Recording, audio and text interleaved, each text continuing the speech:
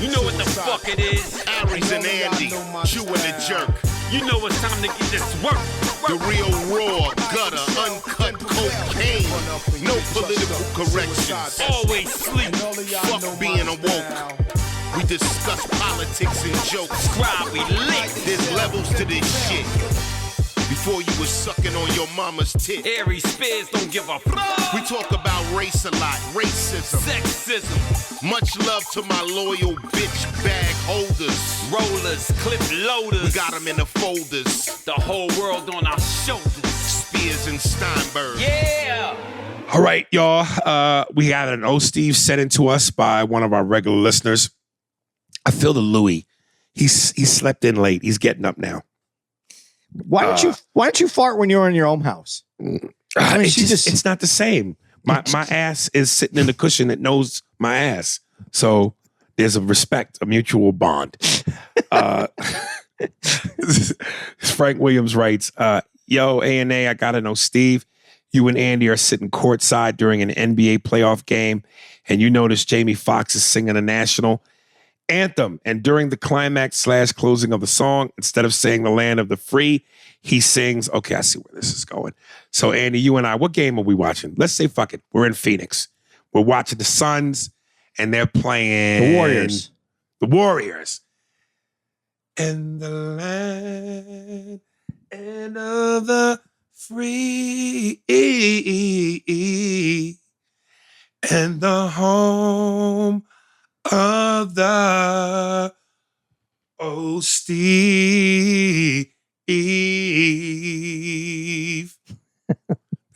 All right.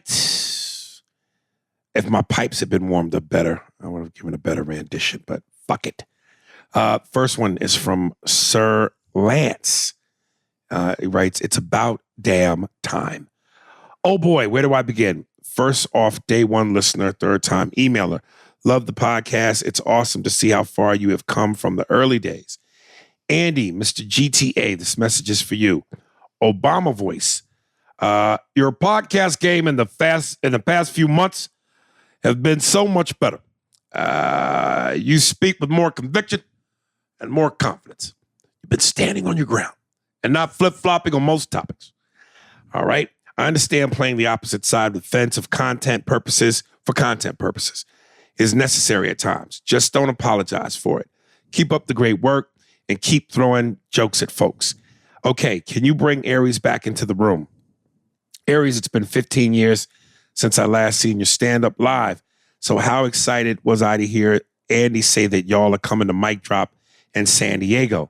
Not only will you be in San Diego, but it's my lady's birthday that Saturday. So when I mentioned that you would be in town, she said, and he puts in caps, let's go. And thank the good Lord she did. It would have sucked to leave her on her birthday. LOL. That's commitment. Before I rush to buy some tickets, Aries, will you look out for your boy? How player is that? Your girl knowing you got the headliner hookup on your birthday. Marky Mark voice. Can you smell it, baby? Instant moist panties, LOL. I promise any money you save me on tickets, I will use to buy Andy's merch. But what about my merch, nigga? Let me cut this email short, as I am sure you have a ton more to get to. Can't wait to see you at Mic Drop August 6th. It's about damn time. Sir Lands. Yeah, I got you, dog. And I sent you a respond email. So just email me, hit me up like 2 days before so I can remember. And I'll take care of you and your boo-boo, nigga. And for all you listening, that's Mic Drop Comedy in San Diego. That's the 5th through the 7th of August. Thank you very much. Renee Grant. And you forgot to thank him as he thanked you. Oh, I'm sorry. Yeah, I didn't because I was busy getting the plug in. Yes, thank you very much. I appreciate you listening to how I've evolved, and I like your support. And I truly do like the fact that you're going to buy my merch, and you didn't say anything about Aries. Yeah, he know now, no, nigga. You better buy that merch. Renee Grant. I have to get this off my chest. Hey, A&A, so with the recent passing of Ray Liotta, rest in peace, I got an opportunity to watch The Many Saints of Newark. Aries, I've watched this movie 110 times, And the fact that you, of all people, didn't like it boggles my mind. Bruh, I feel like a lot of people didn't realize the movie wasn't supposed to be about Tony. For the record, dog, I realized that, but let me go ahead. It was really about the God that Tony looked up to, which was his Uncle Dickie. It followed the fans of The Sopranos. It allowed the fans of The Sopranos to get some insight into how Tony was influenced to be who he turned out to be and the origins of the Soprano family. And to my dearest Andy, on the pod where y'all discussed the movie, you said that you didn't understand why the movie would make the mention of TV trays. I have been dying to explain this to you. Okay, so in the series, Tony was sitting in the car with Christopher, Dickie's son. They're outside of a restaurant. Inside the restaurant, they're celebrating a cop's retirement. Tony tells Christopher, "That's the cop that shot your father." And Christopher said, "Yeah, I heard he was killed bringing me a crib because Dickie was killed when Christopher was a baby." Tony says it was really a TV table. Man, the whole tie-in blew my mind. Laugh out loud. I just wish Sopranos fans would appreciate the movie better. I hope David Chase decides to do another one. Anyway, phew, that was a long email, but I have been dying to tell y'all this for so long. LOL. I could go on and on about this series and about the movie, but ain't nobody got time for that. Love y'all. Take care. Yeah, dog, it was a bad movie. I got it. I wasn't confused. It was a bad movie. It wasn't a bad movie. It sucked. You wanted a gangster movie. It was man food without man or the food. It wasn't a gangster movie. It was not at all. It was about a gangster, but it wasn't a gangster movie. No, not enough violence. Nothing kept me on the edge of my seat. And yes, I know the movie was about Dickie Moltisanti, but again, if you're gonna have a young Tony, show us how Tony is, influenced to become Tony. And his son was a pussy. Well, it also, though, on two things. One, I want to thank you for clearing up what the TV trays were. But the other one is it shows you his relationship with his son, with Tony's son. He understands that. Now you understand his relationship with Tony's son because that was Tony. Tony wasn't the dude. He was more like his son. Yeah, I just, again, I think to some degree you have to fill in the shoes a little bit. And Gandolfini was such a fucking force of nature, personality-wise, character-wise, acting-wise. You wanted to see the switch. You wanted to see the switch. Yeah, and his son didn't live up to those at all. It's like Tony was wearing fucking, expensive Italian-made name brand shoes, and his son was wearing Crocs with his heels out. Yeah. Could you could you be gangster and wear Crocs? Absolutely fucking not. I love that in The Sopranos when some of the gangsters, I think it was Johnny Sack. I don't know if it was Johnny Sack or Uncle June, but somebody said something. Might have even been fucking, what's my man's name that Tony had the beef with? Oh, God. I forget his name, but the guy, he's been in every gangster movie with the white hair. The one he had the fucking beef with. I know you ain't gonna remember. No, I'm not gonna remember the name. But I think I know who you're talking about. I know you know who I'm talking about. He was in fucking Casino. He's been in everything. Yeah, I know who you're talking about. Everybody knows who you're talking about right now, so go ahead. Yeah, but anyway, he said, what kind of Don wears shorts? They thought that it was weak for a Don to wear shorts. And Tony would always have on shorts when he did his cookouts. So absolutely, imagine shorts and Crocs, nigga. You gotta cover up your legs and your heels. So realize I wear fucking shorts with the fucking heels, yo. Doing a fucking barbecue. I'm getting nipped in the fucking heel by the fucking mosquitoes. It's not sexy. All right. Matthew Riggins, Mookie. My wife funny as hell. What up, niggas? A few nights ago, I quoted a line from Tracy Morgan's stand-up special, Staying Alive, and my wife goes, "He's not funny." I said, "I think he's hilarious. It's just voice and speech pattern. Who the hell am I to talk, right?" Then my wife goes, "He sounds like he should be in the passenger seat of Aries and Andy's McDonald's t-shirt." I fell the fuck out. It was perfect timing because she was wearing a t-shirt. I thought you was going to go, yeah. P.S. Y'all niggas better start talking some hood movie shit real soon. My patience is wearing thin. Well, nigga, you know if you listen to this motherfucker, and I know you do, we talked about the Supreme Team yesterday. So even though it wasn't a movie, it was a series. But I hear you, and we talked about Paid in Full. But I hear you. You want more ghetto shit. I got you. And you are right, Aries. Sometime between slam dunking, lately with documentaries, I just watched the Supreme Team joint. Fucking fire. Well, then I know you appreciated yesterday's hood sandwich that we gave you. I'll holler my niggas. Stay black. And for Andy, stay mixed. Monkey. Yeah, we gotta, I don't know. Maybe one day we talk about like, not a whole hour on one specific movie, but top 5 hood movies. I know we've mentioned that even, but just, give a little attention to what the top 5 are. Because we never really talked about, which I think is probably the number 1 hood movie, New Jack City. We could do a retrospective for Singleton. John Singleton? Yeah. Yeah, right. Yeah, because he passed, so it would be nice just to do go through his catalog. What was of his movies. number 1 movie? Boys in the Hood. That's right. Yeah. Boys in the Hood. Jose Garcia. Hey, what's up, Aries? I was just watching The Captain on ESPN, and I know you're from New York, but I know you're not a baseball guy. Either way, though, it's a solid. You got to check it out. It's on Derek Jeter, the best New York Yankees shortstop ever. Dude, I just can't. I'm not a baseball guy. And I know Alex Rodriguez and guys like him and Derek Jeter were the top dogs for the Yankees, but baseball just does nothing for me.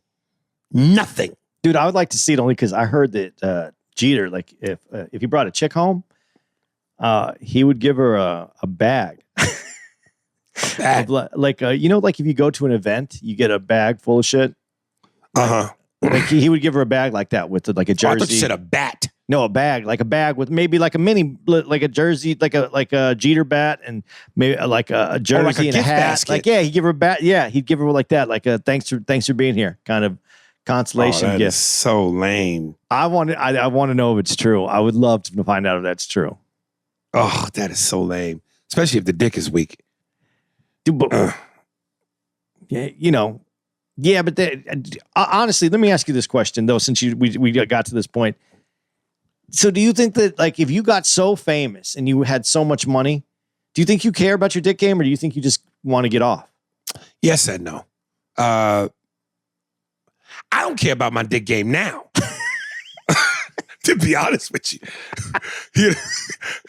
And again, especially since I pay for pussy sometimes. You care about your dick game if you care about her. But if you don't care about her, who gives a fuck? Daddy, take this gift basket, bitch.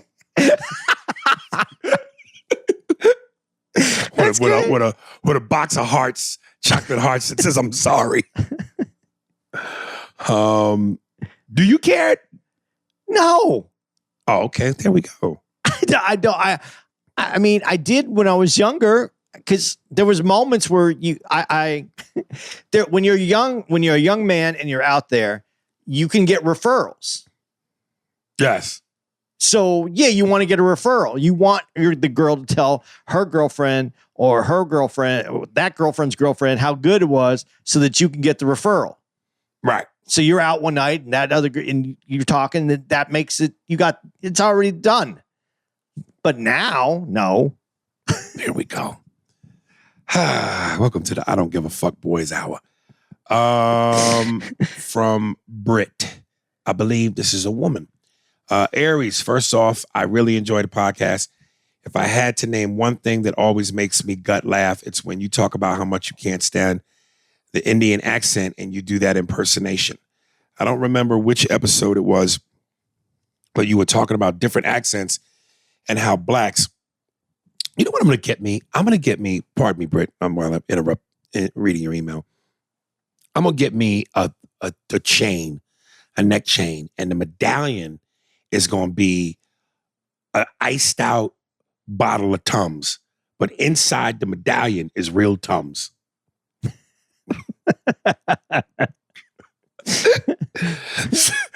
the medallion is a fake Tums bottle, iced out, but inside is real Tums. All right. But you were talking about different accents and how blacks, Italians, Mexicans have swag. Side note, blacks isn't a nationality, but I think we at least deserve to have that shit capitalized. Anyway, you went on to do an Indian accent of a guy having sex with his girl. I must have rewound that 10 times and laughed just as hard each time. My main point, and this was from a far past episode, 92, the 80s. You wondered why a rapper never remixed the theme music to Hill Street Blues. As soon as you said that, I remember that Cameron did, and it was called Harlem Streets. Here is the link. I remember that too, sweetheart. Anyway, keep doing what you do. Shout out to you and Andy. Britt Fitzgerald from Georgia. Georgia.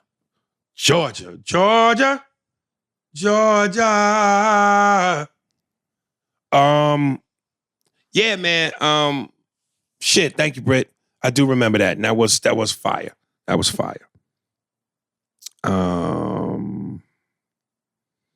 Okay, Jay Jones, Mike Tyson Hulu series. Yo, I don't know if you've seen it or not, but Hulu is coming out with, incidentally, before I get into this, Andy, you said you haven't had your phone, so you probably didn't see my post.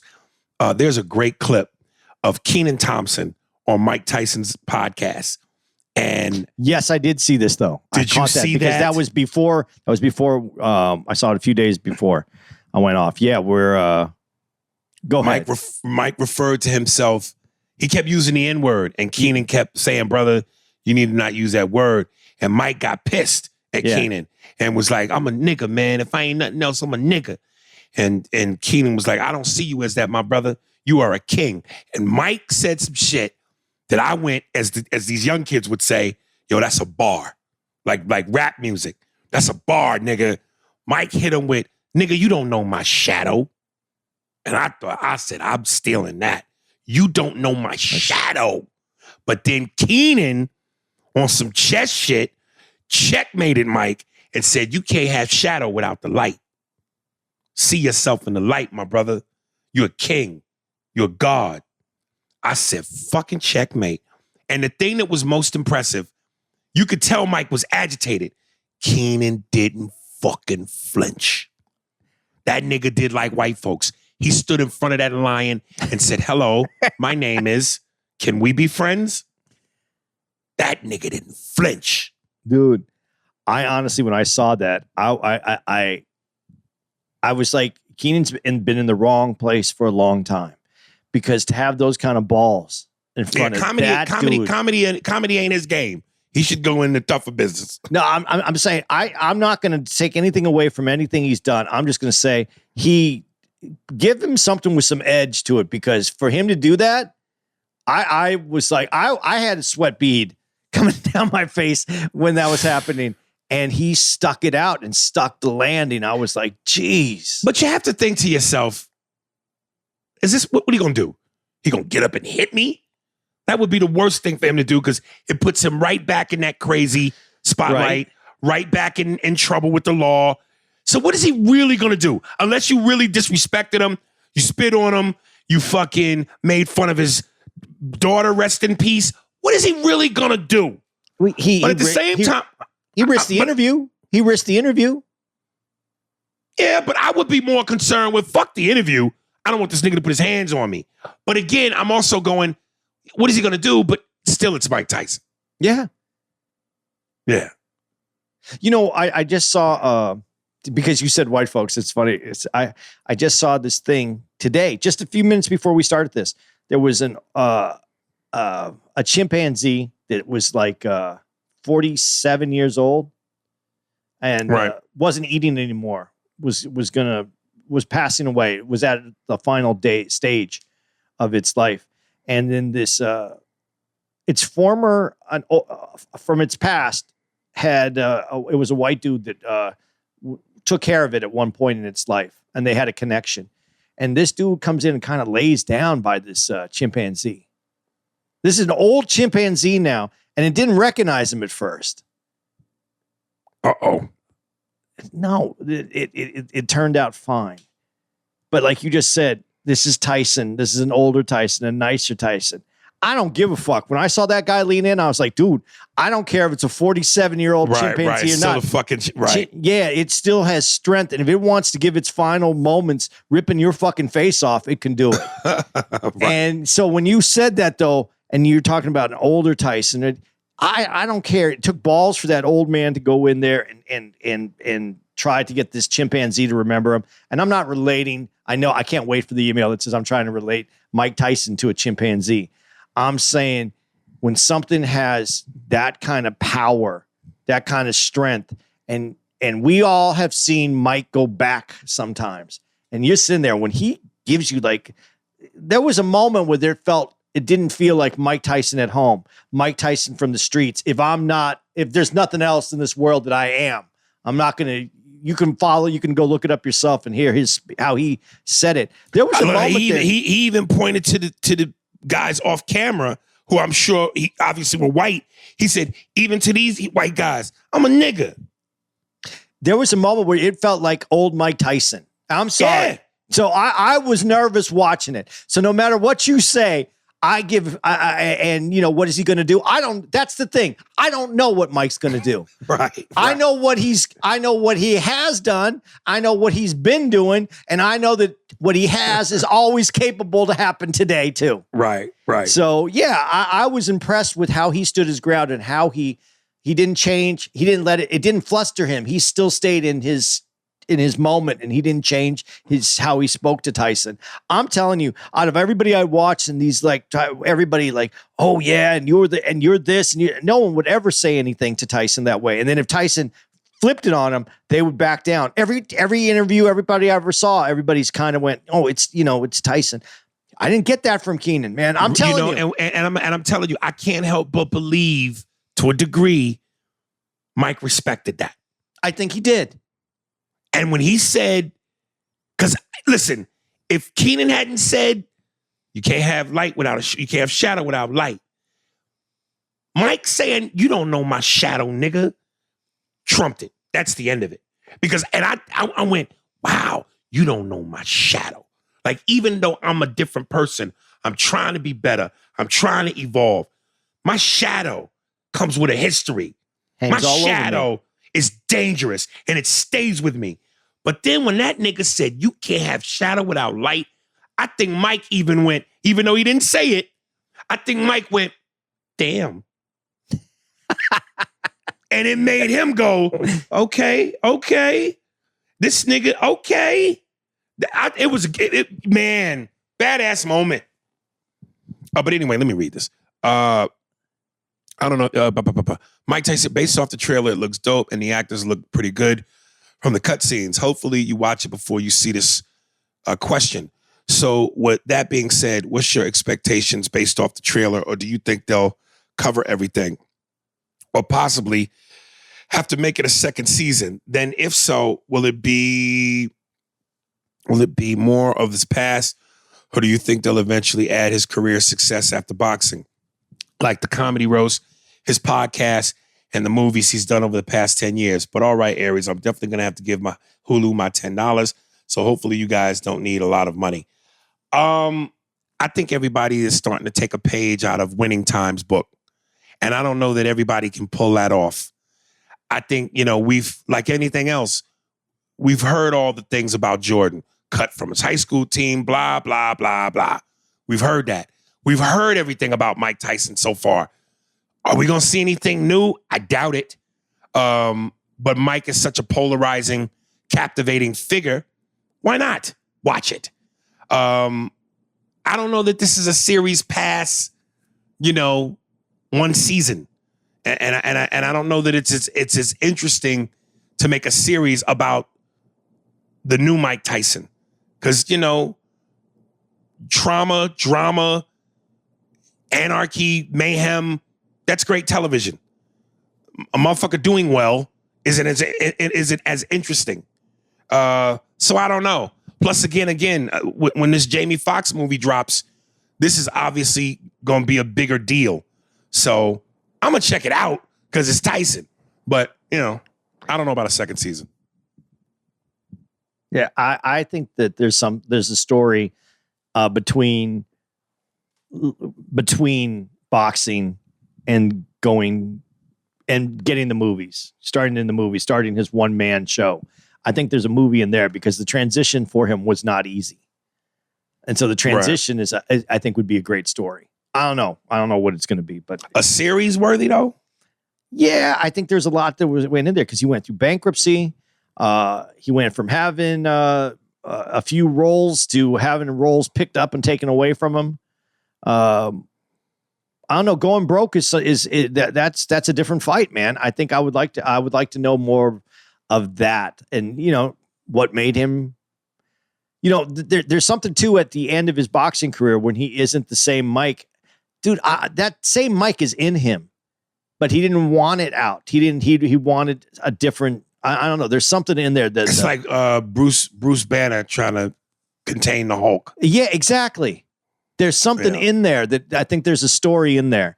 But I don't know what that story is, and I'm not that kind of person to get that out of him. But I don't know if that's something that he would share. But I think if that was brought to the screen, it would be very interesting. Phil Leotardo. Yes. Phil Leotardo. More gray hair, slick back than anybody else on the face of the earth. Fucking this beat that's going on with Phil Leotardo with fucking Phil. I knew it would come to me. God damn it. Don't you ever let your Sopranos powers betray you again. You know what it was? I smelt some man of God in the air. And the man of God cinched my nose hairs, and Tony inside me went, what the fuck is wrong with you? It's Phil fucking Leotardo. He's the one who gets his head run over at the towards the end. Yes. Okay. There we go. Incidentally, have you seen the post I did with Nick, my man that's doing Paulie? Yeah, I saw that. That motherfucker's Paulie is dope, isn't it? Yeah, it's really good. It's really good. Jesus, dude. Paulie wishes he looked that good at any point in his life, though. It looked like he'd be a young Paulie. Yeah, really like young. He very young. Like he looks too happy to be Paulie. Dude, the final scene we do is the boat scene where Tony is contemplating killing Paulie for the Genie Sack joke. I can't wait, man. Can't fucking wait. All right. Kevin Michoud. This is short and sweet. Same thing about Tyson. And he says, short and sweet. Hulu's new series coming out next month. Mike, which Mike we talking here? Drum roll, please. Kid Dynamite, a.k.a. Iron Mike Tyson. Or, I guess he meant to say, Kid Dynamite or Iron Mike Tyson. Thoughts, please. I prefer Kid Dynamite because that was Cuss Tyson. That was Nintendo Mike Tyson's Punch-Out. That's what they called him. Kid Dynamite. I'll take Kid Dynamite over Iron Mike any day. I kind of want to know what this transformation. People laugh at me when I say he's like the street poet of this time period. Like he is like this guy that I don't know. There's something different about Mike that I can't explain. When I listen to him talk, it's somebody that's way above what I could ever imagine that. Here's what that Kanan video exposed, though. And I don't think this is news to any of us. Yes, Mike has moments of eloquence. Mike has moments of philosopher-like thinking and articulation. But don't get it twisted. This nigga is no scholar. Because, especially when he gets emotional and he's trying to articulate, he starts to say things that you're going, wait, what? And if he's going up against somebody who really can articulate, you see the difference. Yeah, there's still something brilliant about he's on a level that I didn't imagine Mike Tyson getting to. I understand what you said about the intellectual level, but there's a level that he took this thought process, this philosophy, this poetic way of looking at life and putting it out there, man. Given who he is, where he comes from, what he's been through, you are absolutely right. But imagine if a Cornel West or an Eric Dyson with their education sounded like Mike. Something would be off. But if you took Cornel West and put him where Mike Tyson's been, take him to Brownsville, let him go talk to the people of Brownsville and see who connects with those people there. Cornel West? Maybe. Mike Tyson? Definitely. When you say that, definitely, what do you mean? Like the connection, like his street knowledge, the way he. Oh, yeah. But that's that. But that's a street dude talking to street dudes. But you have to have a connection. There has to always be a vehicle to connect with other people. Besides, everybody. I think Cornel West and Eric Dyson could connect to the street dudes just as well, because the real origin, the real base of it all, is they're authentically black. Yeah. So they share the black experience. Now, once you start getting into certain topics and certain levels of debate, then that's where they lose each other in translation. But nonetheless, Mike can identify with them as a hood nigga because they hood niggas. But what he's seen and how he brings it, I don't know. I have like this deeper respect for Mike, not just in his boxing. Actually, less in his boxing and more in who he is today. Like I said, I have the ultimate respect for him just because he didn't become a statistic when we all thought he should have or would have. He beat the odds. Yeah. So my hat tip for him to that is forever. Yeah, and in beating those odds, I mean, it wasn't in what some people would look as normal life, to be able to have a house, a kid, a wife, money. That didn't do it for him. That fucked him up more. And for him to still come out of all that, this is why he's amazing to me, because... Well, to come out from all of that and now realize the importance of family, kids, and play a better role as a father and a husband, whereas before he admitted he was terrible at. Yeah. You have to be ready for that shit, man. Yeah, but you have to be a different person to also admit that you weren't ready, and that who you are today is different than who you were then. I don't know. I have, like I said, there's something about him that I really enjoy listening to him talk and watching him, and he just moves different than most people. So that's it. Akil Kadash, sup A&A, long one, but a good one. No, it's not really that long, dog, in hindsight. In reference to your conversation about Lincoln, does it really matter what his personal views really were? Is the outcome not more important than the intention/motivation? He might have hated black people, but he had many other beliefs that outweighed his racism. Slavery was abolished. Who gives a fuck if it wasn't for pure intentions?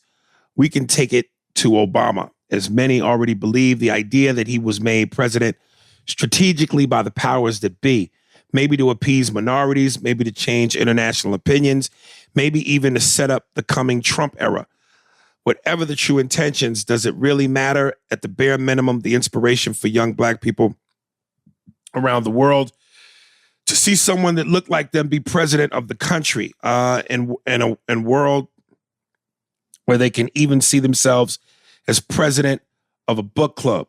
The full value of the inspiration will be seen in years to come when they grow up. Did anyone question Marvel's intentions for Black Panther? Disney doesn't care about blacks, but they do care about them black dollars.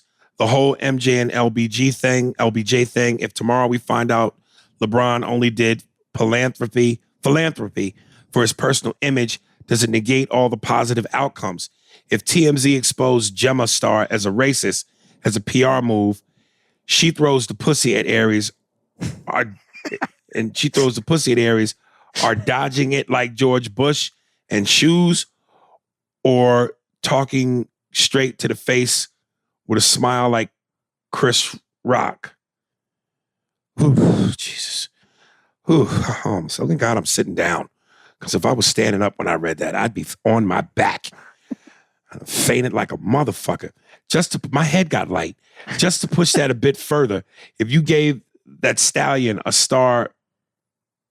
all-star rodeo performance, she promises to give black people 3/5 of her OnlyFans and another chance to hit it, but only on black holidays. Peace. Man, you started off so great.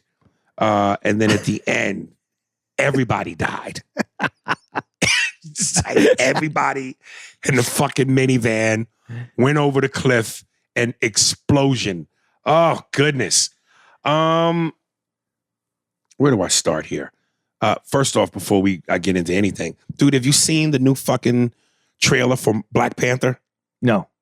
Dude, it's a fucking tearjerker. Yeah. It's a fucking tearjerker. They start off, first of all the imagery is beautiful. You got black people in 1,000 different colors, which you put niggas with colors, shit just comes to life. No disrespect to white people, but y'all were like TV before color. Entertaining, but black and white. Ugh. Niggas is color, man. Pizzazz. So it looks visually stunning. But they start off right, and there's this music. No woman, no cry. Bob Marley. No woman, no cry.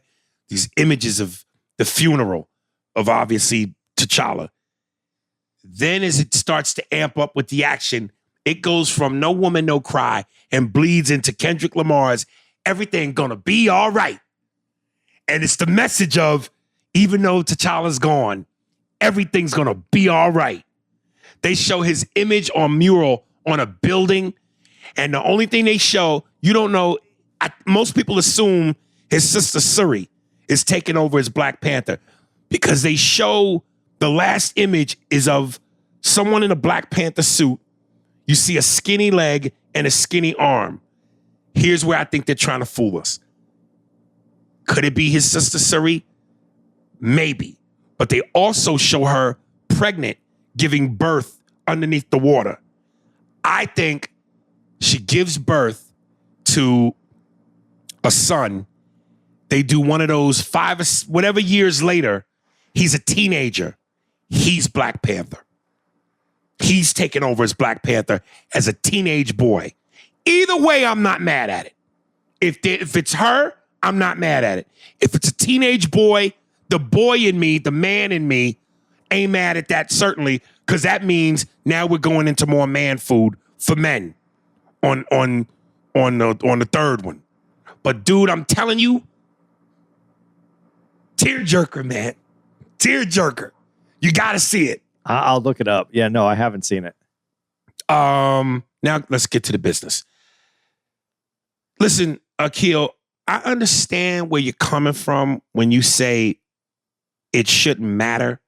It don't matter how we get there as long as we get there. In some cases, I would go for that. The problem I have with that is we're talking about history. And I think it's important that we are as accurate about history as possible, because history is what we are judged off of. History tells a story. History tells the truth. And if we're not going to tell the truth, if we're going to be judged by facts, then we can't fuck with that. We can't play with that. Yes, it's good that black people got free. And you want to go, what difference does it make how we got there? We're not talking about something minuscule. We're not talking about something that don't really matter. This matters. So we got to be accurate.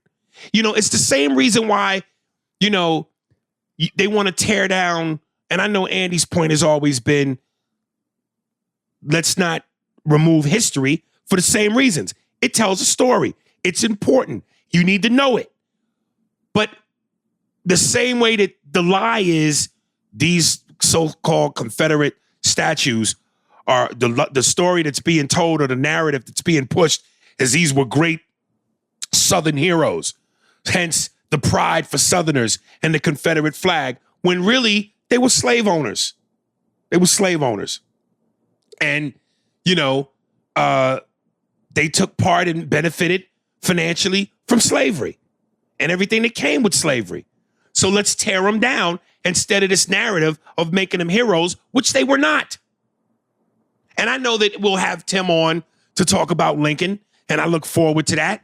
But to your point, I don't think that's, no, I don't agree with that.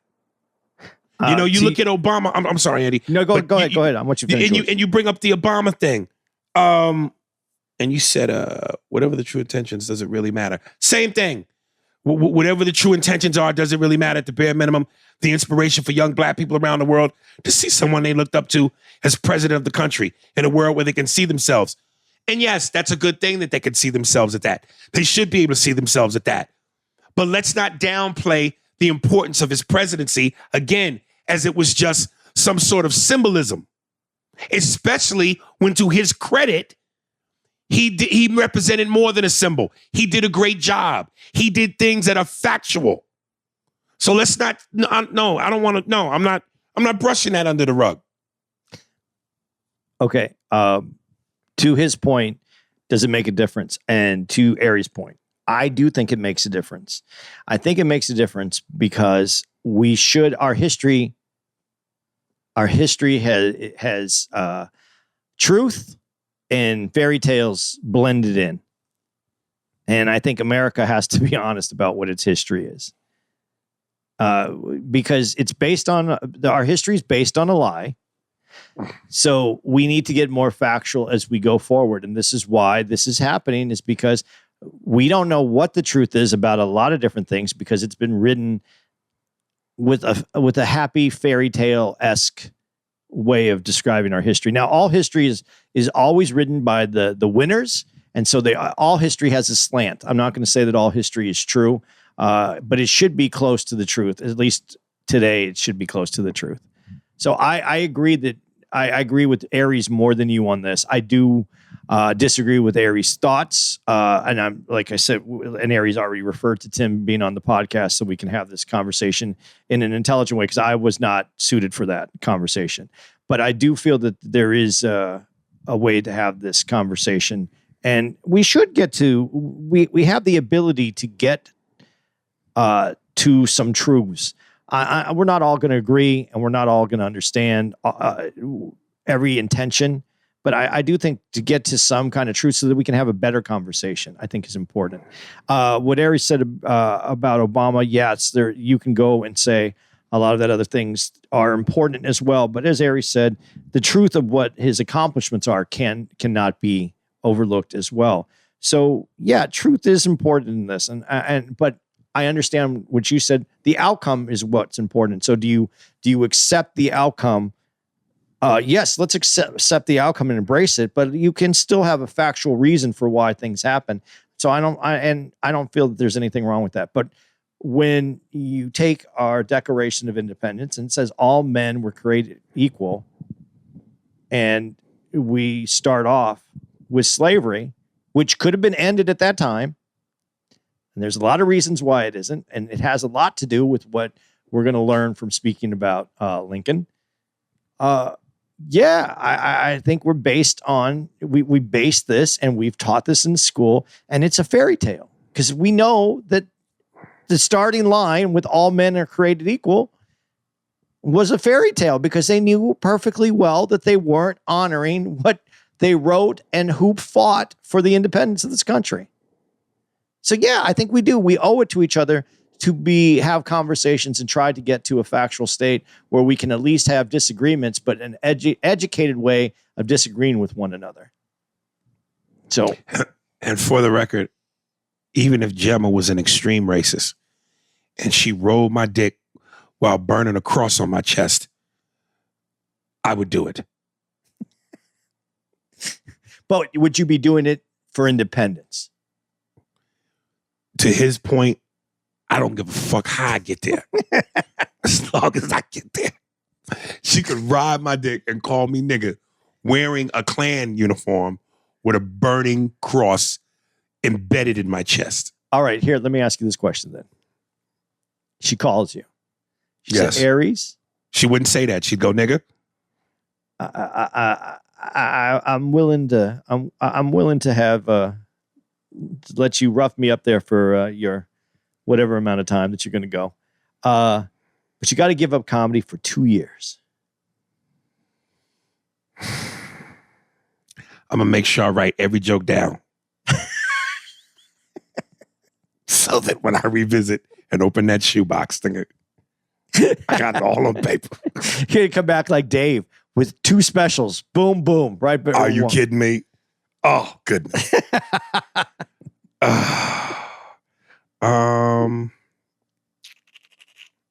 This is from King Ramsey Hof.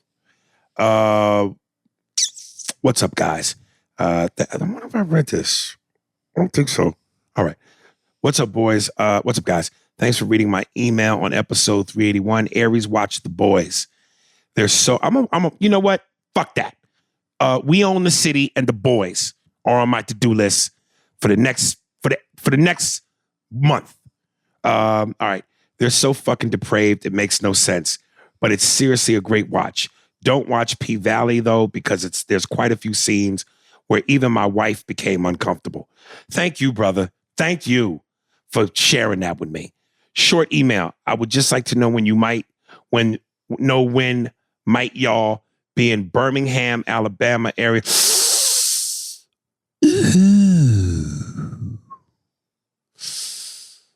Ooh, the South. Ooh. Trying to see you live. Much respect, much love and respect, Rashim. Last time I did Birmingham, anytime I did Birmingham was at the Stardome, where I gotta say, they had the best. I don't know what the fuck it was, a grilled shrimp that they cooked in a fucking Creole and Cajun sauce.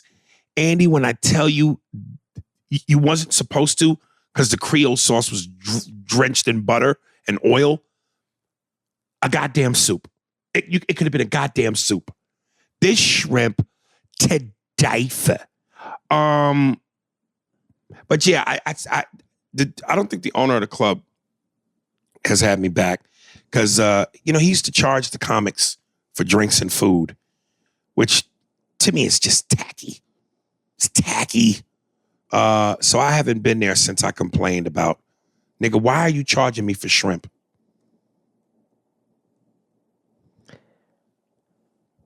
Go ahead. Well, where is Stand Up Live Huntsville? Is that in Alabama? Holy shit, you're right.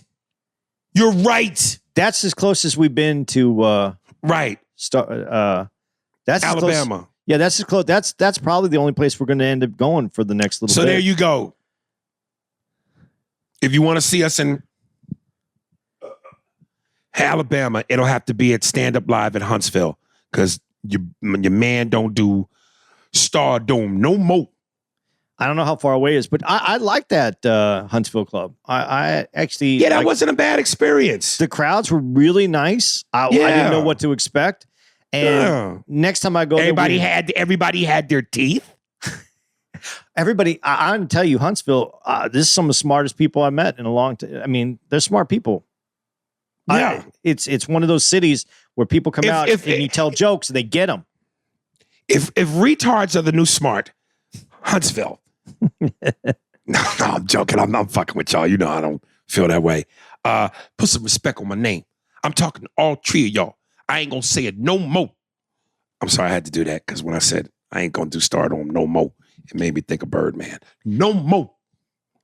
I think Dave Attell's out there right now. Is he? No, Michael Yo. Michael Yo. Michael Yo, my man. Michael Yo, cool people. Yeah, see? We'll promote other people. DL will be there August 5th through the August 7th. Why you giving out other niggas dates? Because there's certain people I like. Fuck them niggas, man. And I ain't gonna say it no more. Dan Cummings. You don't know Dan Cummings, do you? No. Any relation to Whitney? No. December 8th, Dan Cummings will be there. Your boy Jay Moore is going to be there though, September 9th through the 11th. All right, that's all the dates I'm giving for Huntsville. But I liked Huntsville. Tony, I don't know what you think you knew, but I'm smart.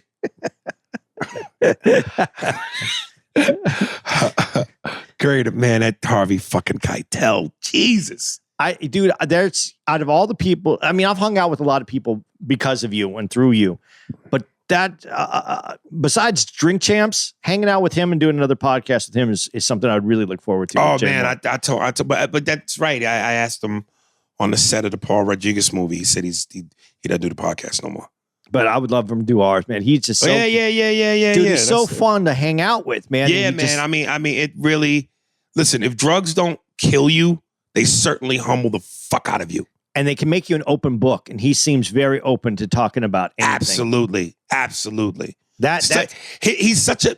I'm telling you, man. On the set, he's such a fun-loving spirit now, like fun-loving, complimentary, huggy. Fun loving. Yeah, man. Yeah. I'm telling you, man, people underestimate drugs. what they can do for you, man, do to you.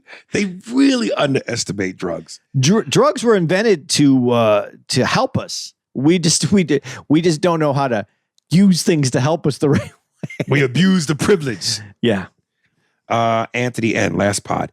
What up, y'all? Listening to the last pod right now, and the question about which sitcom daughter you would take. I had to answer that one myself, and Hillary was the baddest, hands down, in her prime. God damn. She was unfuckwittable. And Major Payne, too. That dude asked if you would go on Zoe Williams' show, had me thinking, even if you didn't go on his show, would you be interested in running a fair one with him to squash the beef? With boxing gloves or bare knuckles, your choice. I just got to say, that shit has me dying whenever folks talk about you getting swung on and you say, they didn't have to say that part. LMAO. Shit is just funny. LMAO. Y'all both funny as fuck, though. I hope y'all come to Arizona together soon. I'm definitely in the building of y'all do. Peace. Almost made it, dude. Almost made it. You almost made it, but you said of instead of if y'all do. It was like you were running a race, and just as you got to the ticker tape, you tripped on your own toes and you slid on the asphalt by your nose, and there's a trail of snot underneath your chin.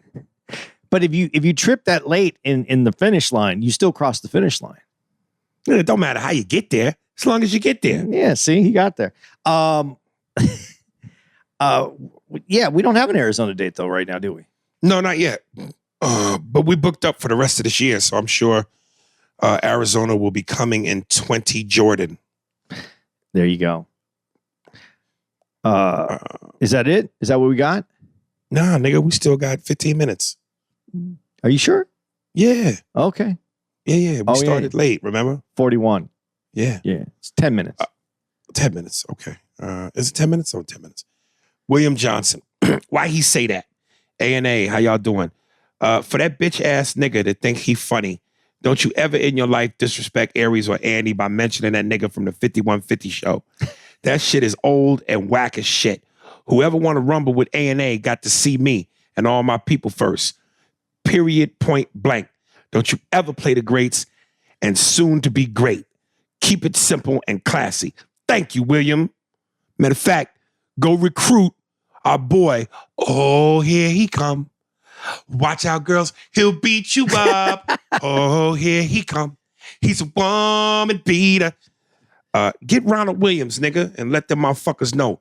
Don't put some respect on A&A name. You ain't gonna say it no more. Talking to all three of y'all. Would you do the podcast though with Zoe now at this point? No. Would you let him on our podcast? No. Nigga, once you cross that line, I stew with you. But he's out on what's his face? Corey Holcomb? He's out with Holcomb now too, right? He don't fuck with that podcast no more. Okay. I'm just curious. Yeah. I think this is also from Willie Martin. Some more random stuff. What's good, A&A? First, I want to thank you guys for reading my email a few episodes ago. Y'all make me laugh all the time, but to actually get you guys to laugh, and not just a small giggle, but a genuine laugh, was definitely a cool moment for me. That email was actually my second email attempt. My first was an ass-whooping story, but it didn't make it through. It's all good, though, because I know you guys get flooded with emails because I know you got flooded with emails on a daily. Oh, my God. In my first email, I mentioned that one email episode, Andy, you have to take the wheel. Let me sit in the fucking passenger seat and you read. Okay, we'll do that. All right. That email was actually, I know you guys give The Raid 1 and 2, two movies that I think would be a good watch for y'all. I also recommend a Southern lyricist that I think you guys should check out. His name is Big K-R-I-T, Crit. King Remembered in Time, which is what that stands for. He's my favorite artist. He's also an independent artist that was once signed to Def Jam, and I think he would definitely catch you guys' ears. 3, songs in particular I want you guys to hear is Prince of Fame, Might Not Be Okay, and Another Naive Individual, glorifying greed and encouraging racism, which ultimately spells out Nigger. Those 3 songs are very powerful tracks and I would love to hear y'all's opinions on them. Again, sorry for the long-ass email. Be easy, my brothers. Your boy Willie, a.k.a. the less famous Mookie. Look at that, Mookie. You done spawned off some offspring, nigga. Appreciate that, Willie. Martin, that's what it is, baby. You didn't listen? I think so. I'm going to try. You know, I don't want to be rude. You know, I'm not a big Southern dude, we know, but I'll try.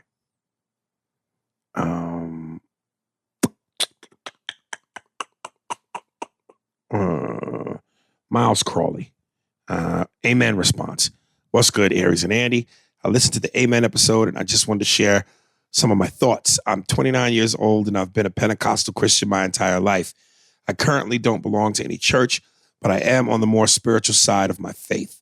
Now, like you, I had many questions and turned to my seasoned peers and I was unsatisfied with their answers. I found myself being angry with God, but then through prayer, research, and reading my word, I was able to gain some understanding.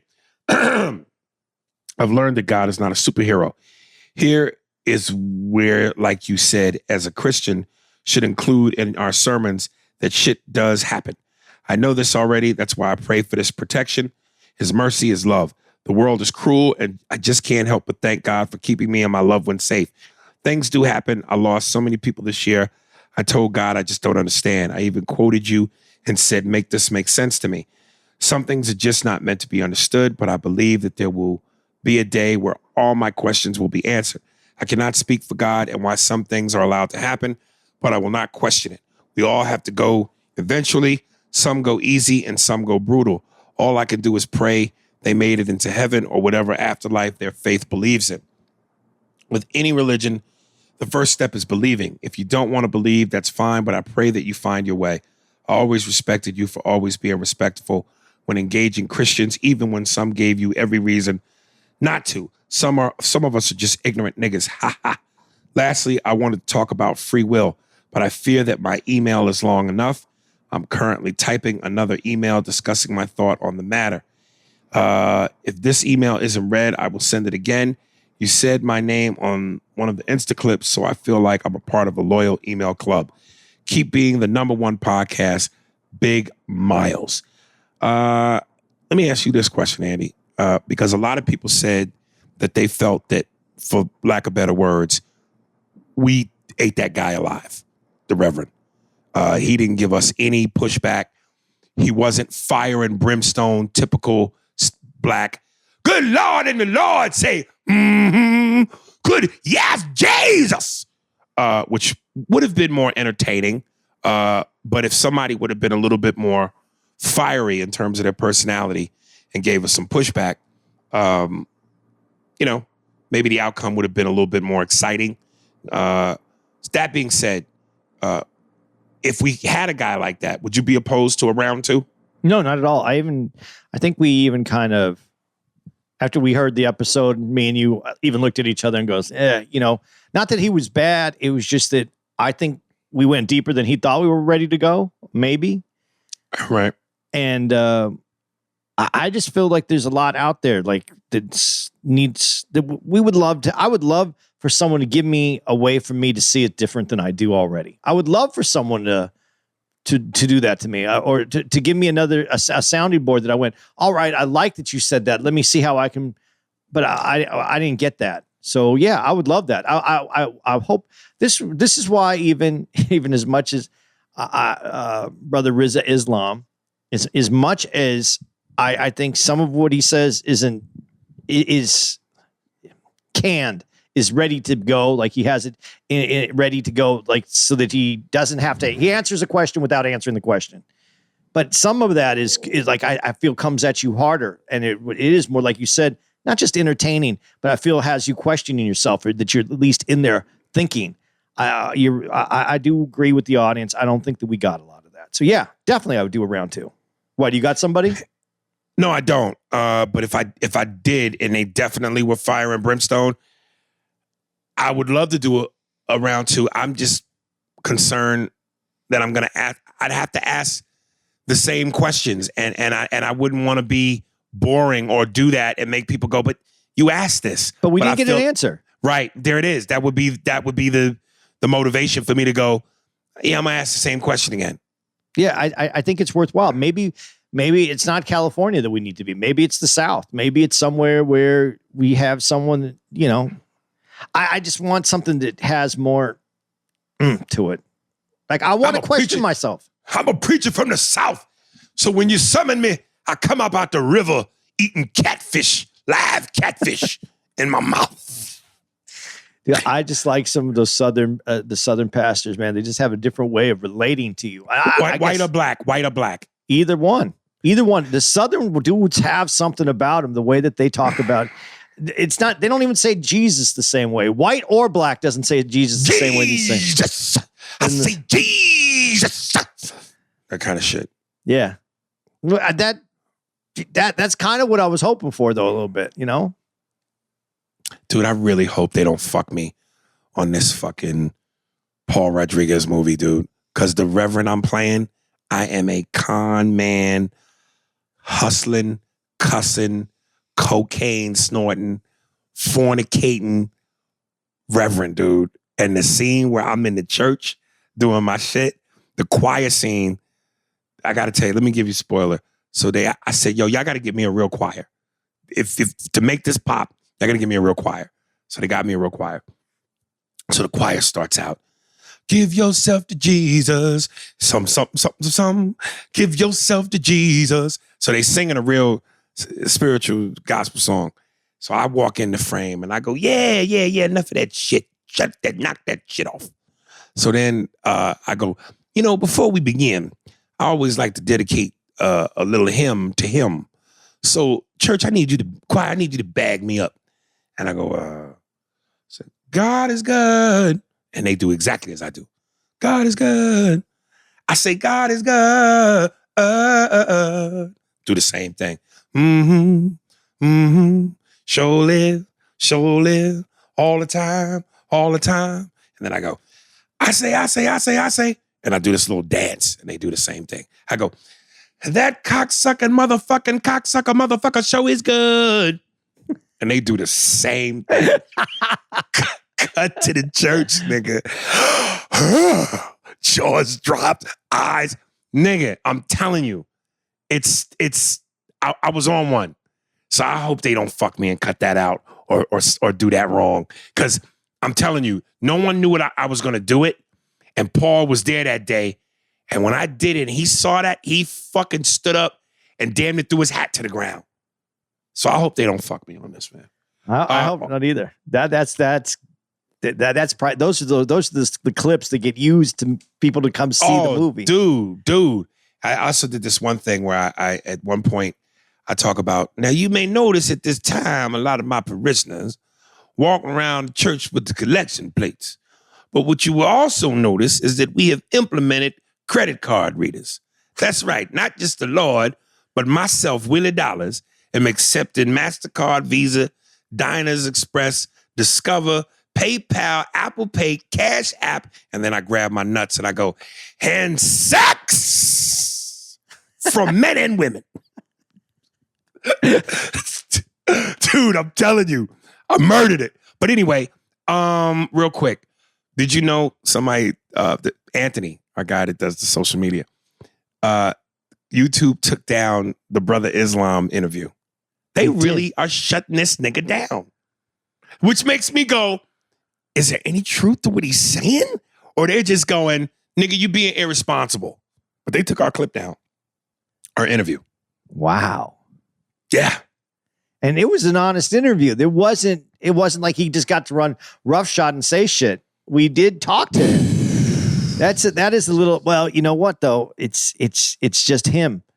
But if you let him tell it, he'll go, see, they scared of me, brothers. But I'm also going, all right, that could be. Or is it, nigga, they're going, yo, you are fucking giving false information and fucking with the public in a dangerous way. We're shutting you down. Which is it? Dude, I think it's both. Okay. I think it's both. I think it is both, but I think it's more of the latter than it is the first. I really do.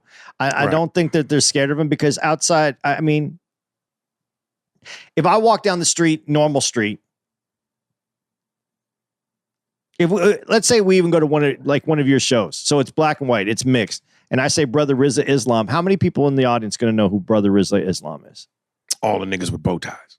Okay, I'm just saying, I don't think it has the... I think, bean pie residue on their lips. I just don't think it is as many people as that they're that afraid. But it could be. I don't know. It could be. But all right, let me read this last one and we get out of here. Okay. From MC Music. What up, A&A? First of all, blessings on the podcast. It's becoming something unbelievable and special as you guys continue. The chemistry becomes more and more solid. I truly believe this is our championship year, dog. This is where we win the fucking trophy. We've been contenders. All right. I truly believe that this show will become number one very soon.